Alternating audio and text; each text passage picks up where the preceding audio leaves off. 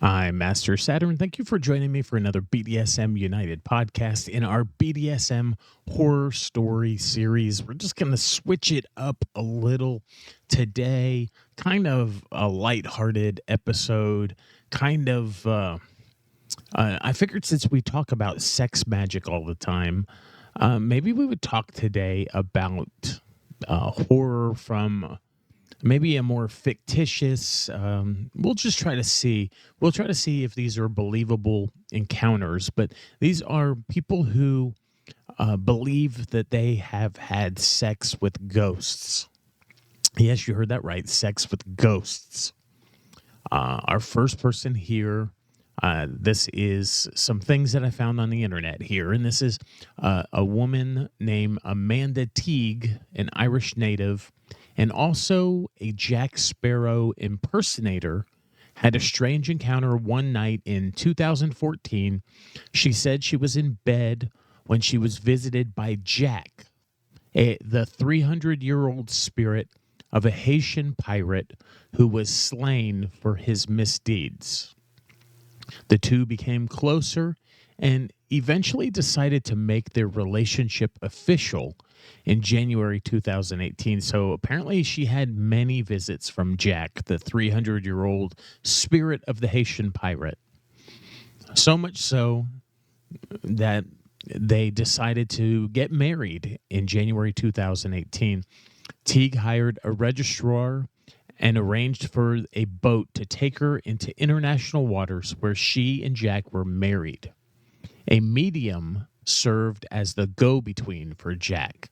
Okay, so she had to get some help there. That's an interesting story.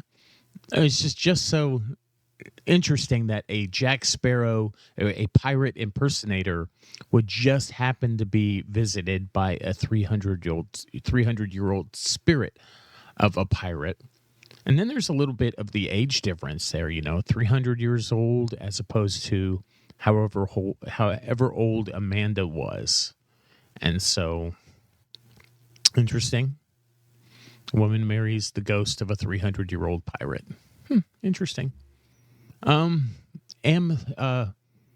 This spiritual guidance consultant from Bristol says her intimate encounters with the deceased have turned her off living men forever. Okay, so she doesn't want anything to do with living men ever again. She wants to have intimate encounters with the deceased.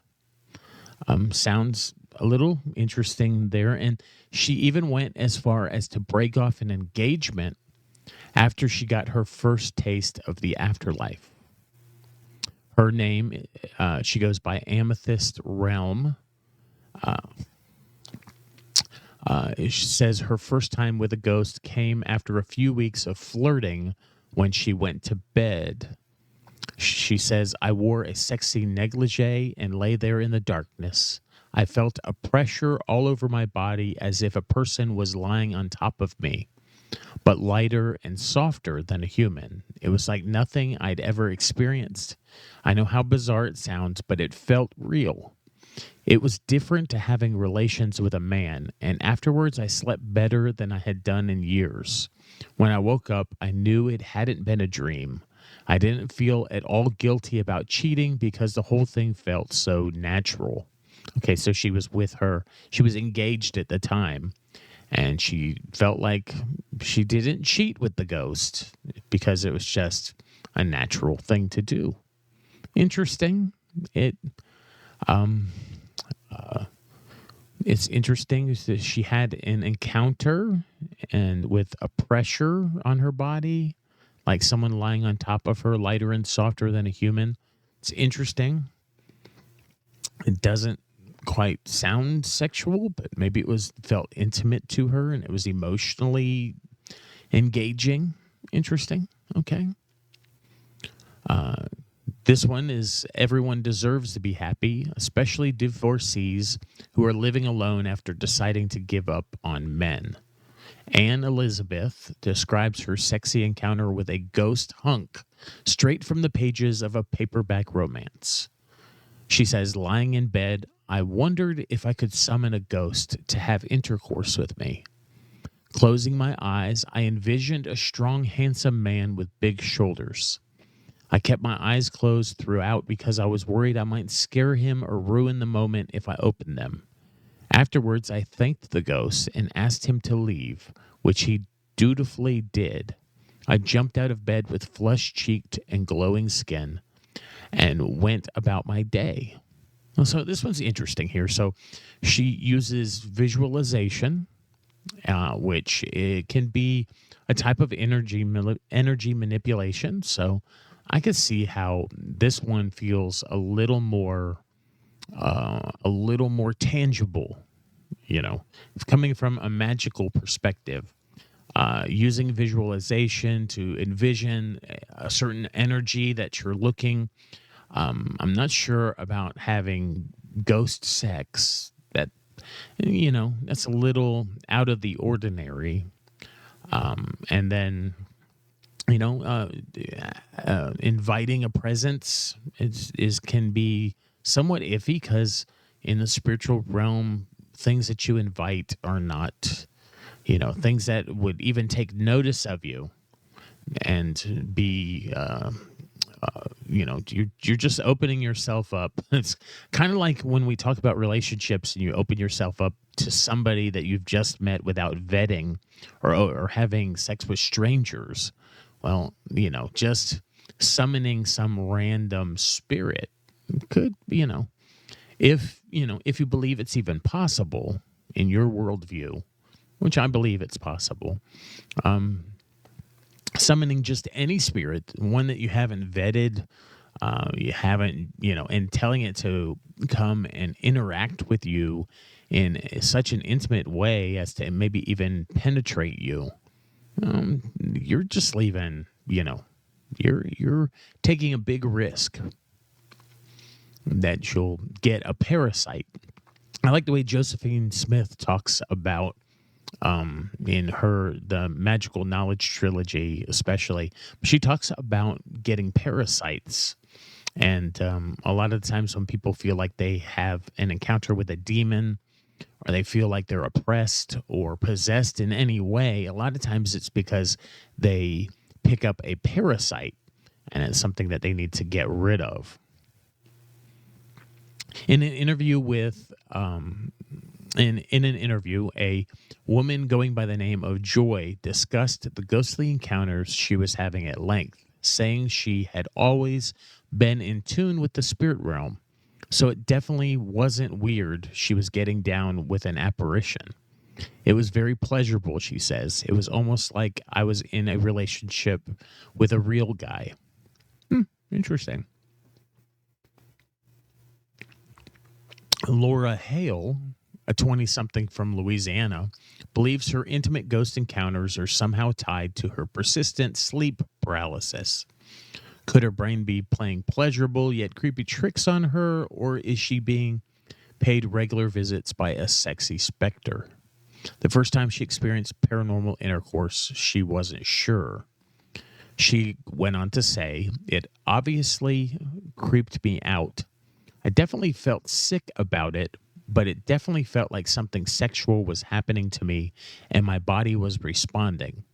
It was all kinds of this is really weird and I'm not sure what's happening." Yeah, it sounds kind of parasitic to me. If you feel a little creeped about interactions with a spirit, you definitely want to, if you feel like if you feel like you are always somewhat of a spiritual person and you have a lot of, as the previous one says, being in tune with the spirit realm, then you definitely want to take measures to protect yourself spiritually. I would suggest to Laura that she would do some kind of banishing, maybe after this encounter, or after, or if she has these encounters regularly, do some kind of banishing ritual, doing an uncrossing ritual, just to get get clean and clear of these negative parasites. if they're coming in and they're implanting sexual things or doing sexual things to you, or the energy feels like it is, maybe it's somebody else's sexual energy nearby that is not directing it, and it's just, it's undirected energy that's being that's just traveling your direction. So you could be in the middle of, if you have a close next door neighbor that's doing sex magic, you could be just you could be responding to energy that they have produced and in excess and haven't focused correctly. In 2010, an anonymous author on Your Ghost Stories told her story about being visited by multiple ghosts in the middle of the night. And while she was unsure about the initial visits, she became used to the overtly physical nature of the visits over time. So a ghost orgy. Interesting here. She says, after several weeks of waking up feeling aroused, one night I woke up in this condition. However, this time I was somehow aware that what had happened to me was that a spirit presence was somehow involved with me sexually. I was very sexually aroused and I orgasmed. What kind of ghost exactly was visiting her? Pirate ghost, a bed sheet, the ghost of Patrick Swayze from Tu Wan Fu? No, not any of those. This is kind of a humorous article, of course, but um, uh, the author of Your Ghost Stories goes on to say, I soon began seeing translucent images of him. He's not a man. He's some greenish lizard dinosaur type creature. He's not mean or scary. All he wants is to arouse me and play together sexually. It is as if he wants to transfer sexual energy to me. It's kind of, some red flags here. Obviously, every spiritual creature isn't going to look human. There's, if you believe in the spiritual realm, you believe in spirits, in possibly in fairies or fae or other creatures, chthonic spirits. There's all kinds of different words that I'm throwing out here, just kind of say the same thing. It's okay that a spirit doesn't feel mean or scary, and that it isn't human. It's spirit, and it takes some type of form. That's not as much of the red flag as is it wants to transfer some kind of energy to me. And she felt like this sexual energy that it's going to transfer to her, that she's just feels so open to it. And you definitely want to take some things with a grain of salt, of course, but you definitely don't want to just receive energy without vetting, without getting some insight into what this spiritual creature is, and what it is exactly that they're wanting to give you. You could end up parasitic. You could end up with a parasite, and the energy that it gives you could produce anything. It could produce things that are harmful and negative to you, could cause your body to react with tumors. That's just one of many things that could happen. That energy could be cancerous to your system. It could be harmful to your body physiologically. So it's definitely something you want to be weary of.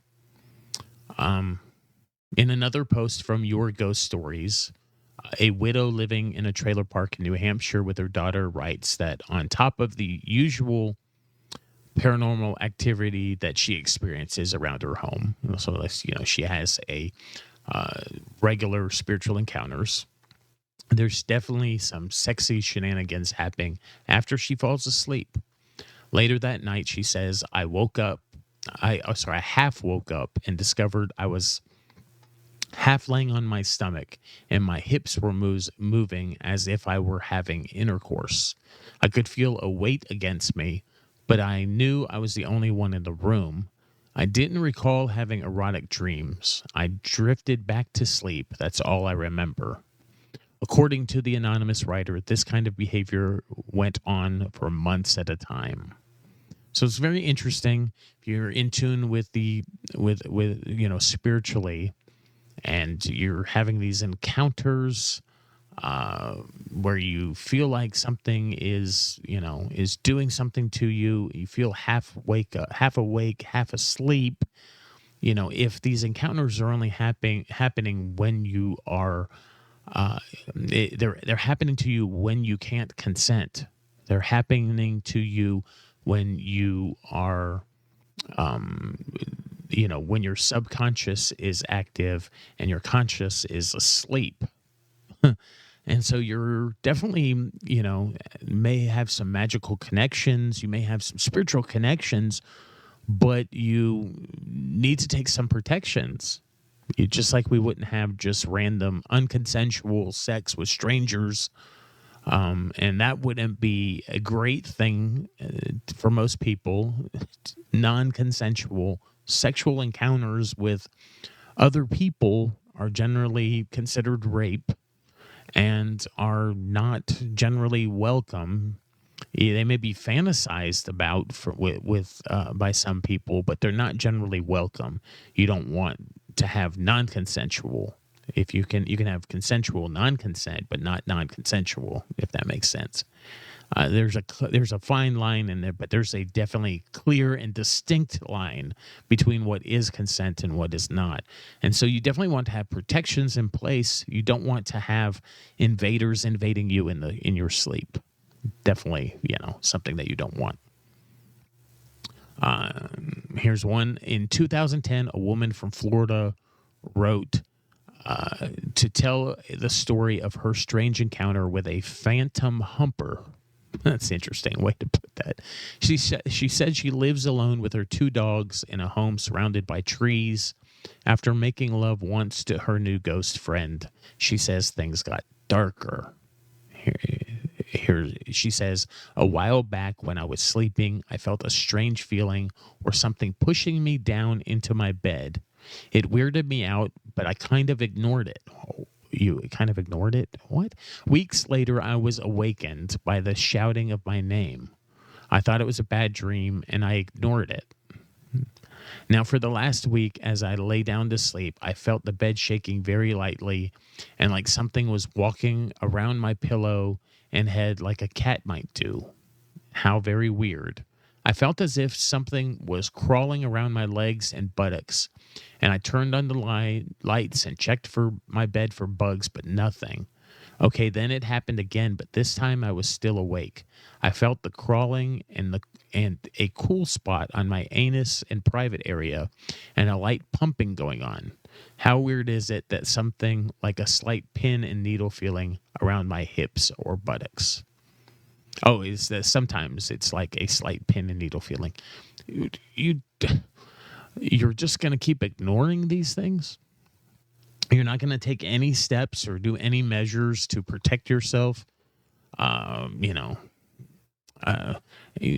sleep in a salt circle or something. I mean, you're not gonna,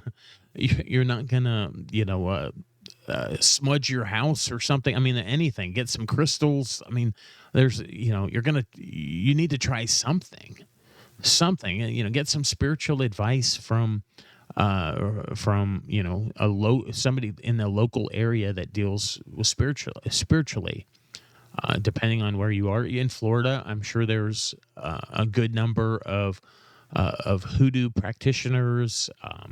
Probably down in South Florida, if that's where they're from, there's probably a good amount of voodoo. There's some Haitian, maybe some witch doctors or whatnot. Somebody can help you. Somebody can give you some advice and give you some things to do so that you're not going to be parasited. Last one here. One anonymous writer went in depth about their intimate encounters with what they thought was a ghost, but turned out to be a demon. Oh, interesting here. It is a tale as old as time. Gosh, this is so cheesy. While staying the night and doing some ghost hunting with a friend, the writer was visited by something as she slept. I was lying in my bed trying to sleep, and I felt a sensation in my private area. It felt really good, and it kept feeling really good. It felt so good that the woman asked the demon to come home with her, and come it did. Upon arriving back at her house, the woman set some ground rules, like not to come to her when her husband was home. After things started getting weirder than usual, the writer did some research and realized that she was probably dealing with an incubus and called a minister to help expel the demon. Interesting. Interesting. She felt like she needed to. She came up with all kinds of interesting words there. She came to all kinds of conclusions. Like she had a book from Buffy the Vampire Slayer. Like they had. They just would pull these books out of this high school library, and it would be so and so's grimoire with telling her what. Oh, it's an incubus, and you need a minister to expel the demon. Well,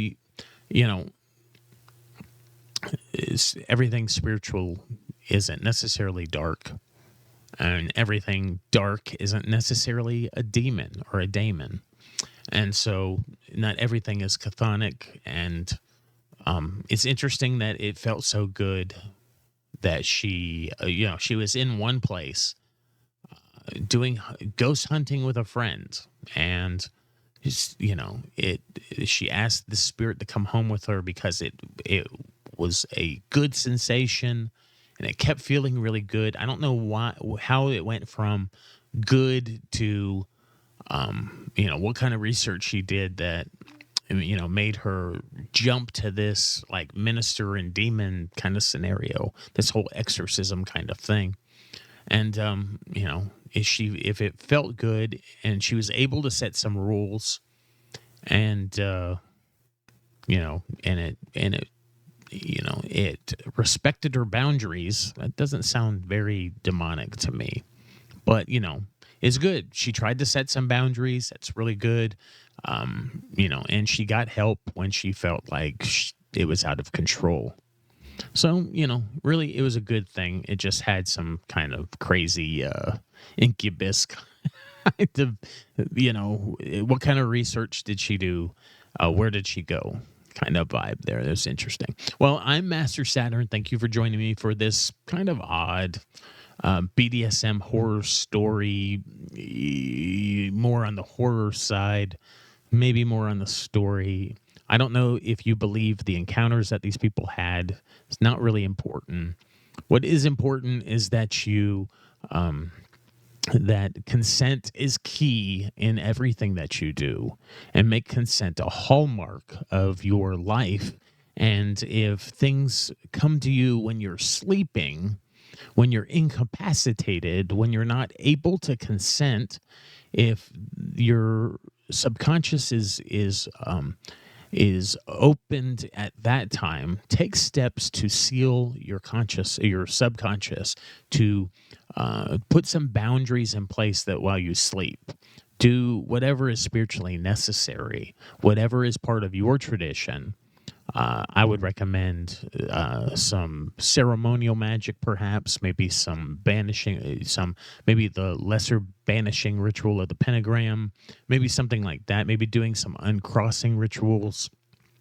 Some of those kinds of things come to mind just from my magical practice, my limited magical practice. Maybe smudge your room, maybe break out the anointing oil if that's part of, your vibe. Maybe burn some incense, maybe do some meditation, maybe say some prayers, whatever it is for you. I'm Master Saturn. Thank you for joining me for this BDSM United podcast. A little on the more spiritual, little on a more kooky side. You can find all of our resources at bdsmunited.com. You can also find our non-censored social media page at mastersaturn.com. It was a joy speaking with you today, and I'll talk with you again soon.